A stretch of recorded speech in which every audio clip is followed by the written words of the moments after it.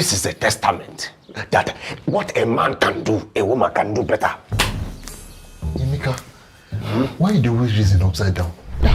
You truly brought a man down. My friend, shut up. Uncle, come here. In this lodge, you and I, we will enter the same trouser. Listen, my friend. You spent on my blood!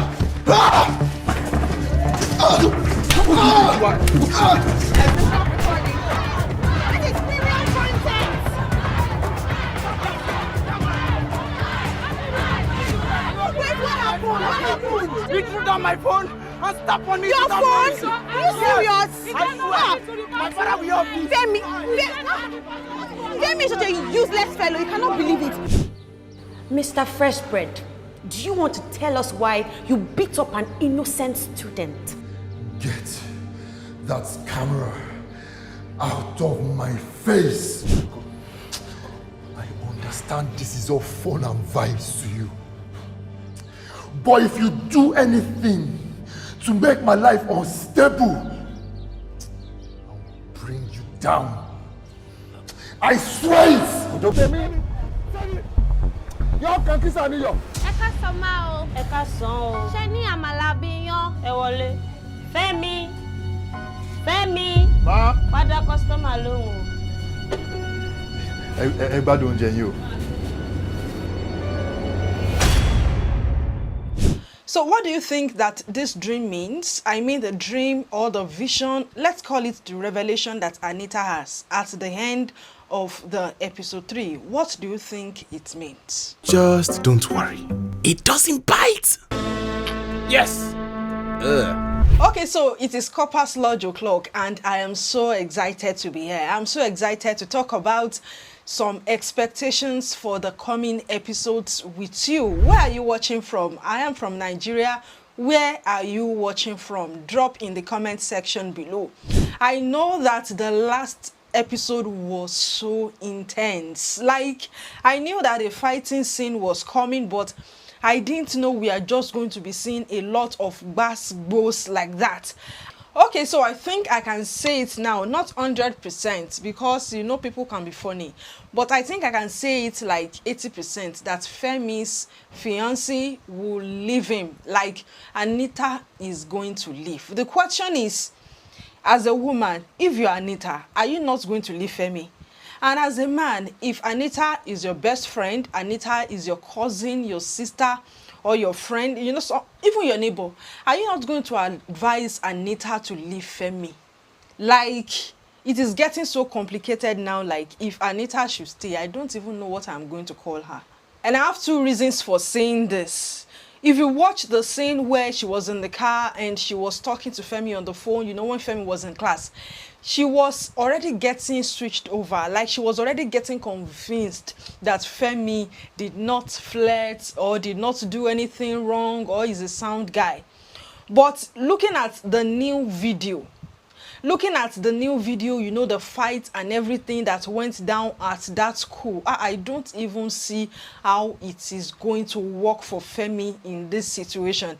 And secondly, looking at the dream, the revelation that she had, you know, that we were shown as a sneak peek at the end of that episode 3, I don't even see how Femi is going to be free from this one. Okay, so talking about that dream, I believe that that dream means like a future with Femi if she continues to go into that relationship. I believe that that dream means that our thoughts, our imagination, or even our prayers will be different from the reality that she's going to encounter when she marries him or if she marries him. Like, you walk to a restaurant or you walk into a restaurant or a buka, you know, like a local restaurant to eat, you just want pounded yam or hot amala. If you're not from Nigeria, amala is a staple food that is common, very popular in the southwestern part of Nigeria. We love it so much, especially amala and ewedu. Okay, now, so you are waiting for your amala and ewedu with gbegiri and assorted meat.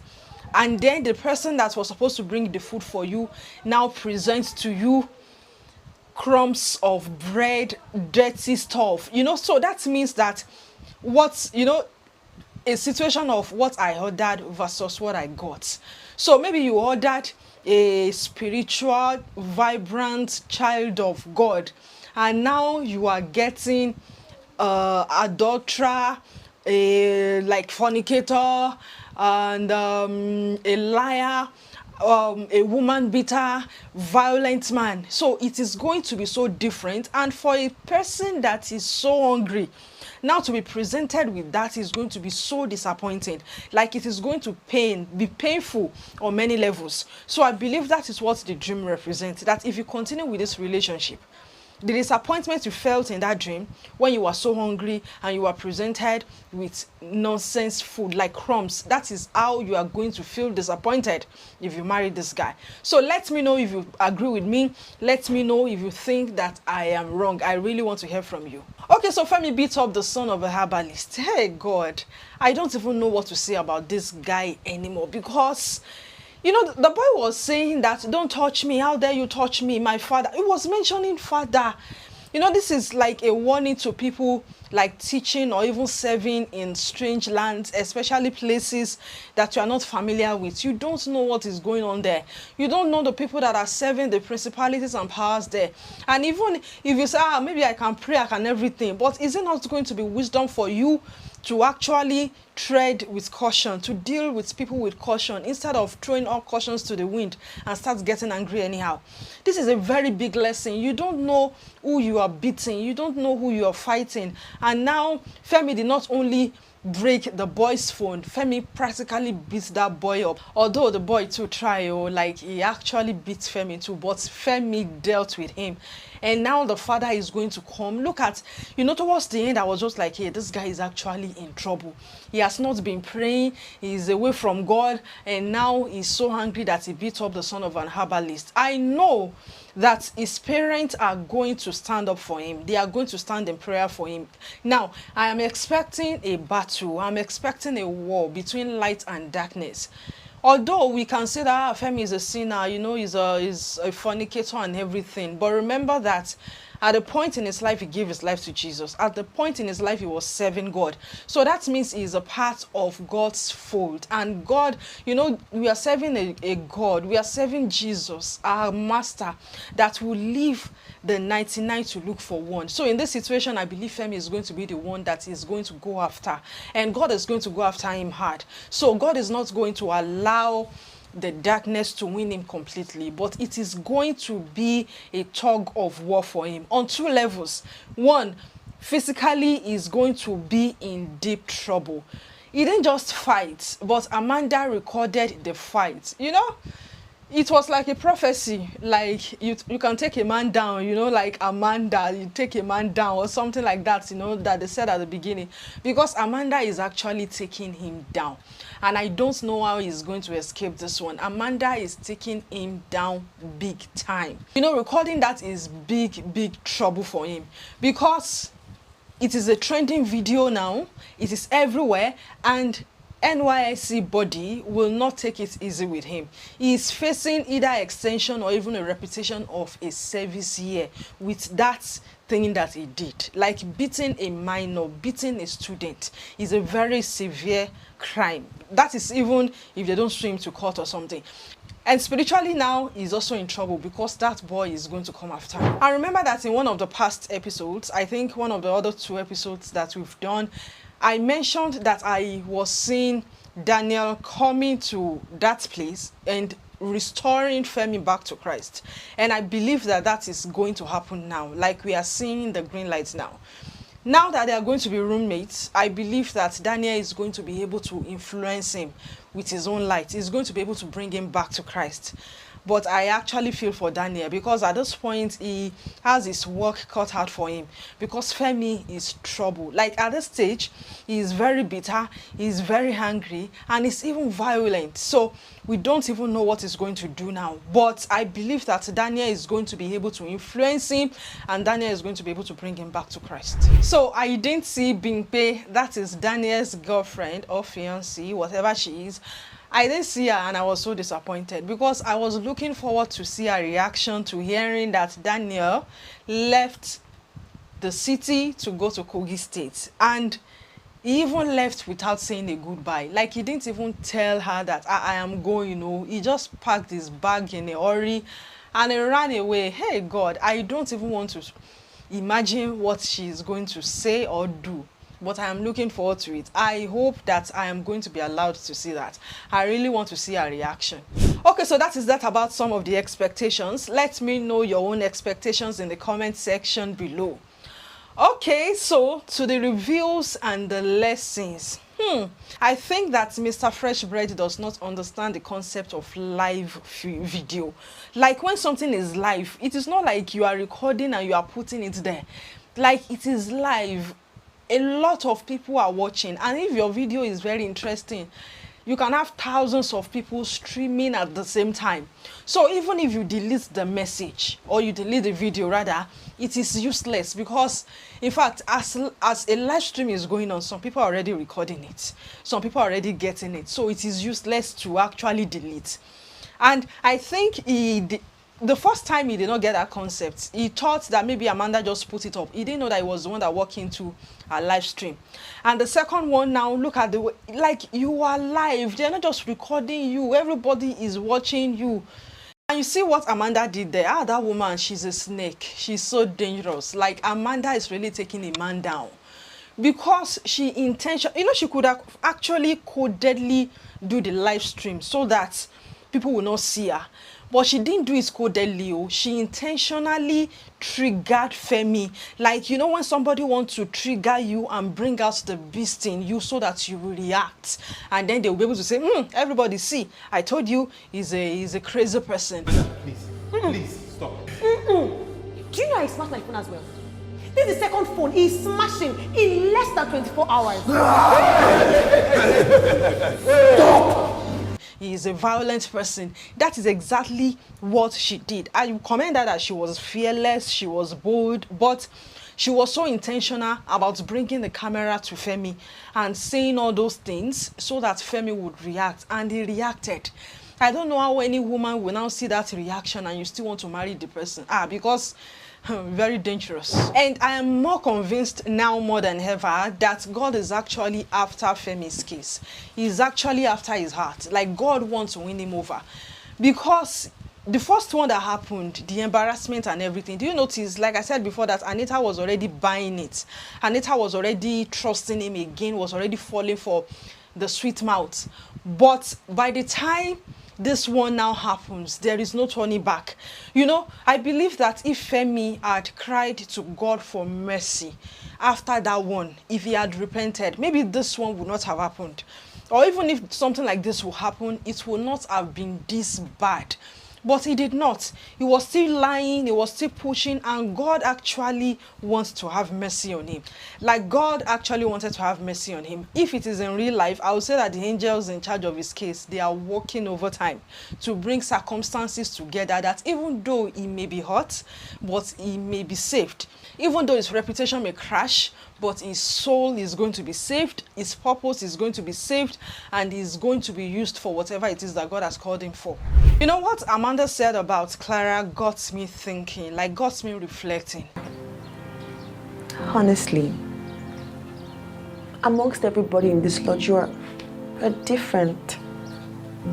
How so? You know how so. When Amanda, like a sinful, proud, arrogant, rude woman, could actually submit to Clara, could actually listen to her, because even though she was throwing insults, arrogance and everything, pride at her, Clara was humble. Clara listened. Clara was there for her. You know, when she now said, "You are a light," I was just like, wow. What are people saying about me? Are people calling me light too? And you should be asking the same thing. Now, what are people saying about you? Are they calling you light? Are they calling you, maybe if they say, that's a child of God. A child of God. That means I'm a man of God. Or that means I'm a woman of God. Or that means you have not been living the life. You have not been actually spreading the light. So, you know, when Clara said that, I was just asking myself that, what are people saying about me? What is my testimony? And I believe that That should be like the question on our mind as we watch that scene. It is so powerful. So watching Daniel lead those children to Christ, lead those secondary school students to Christ, I was just like, wow. So this is what his parents and even his fiancée wanted to prevent. This is the purpose. See how that girl was just like, fine boy. So funny. I was even laughing too. Although it was ridiculous, but it was still funny. And I was laughing.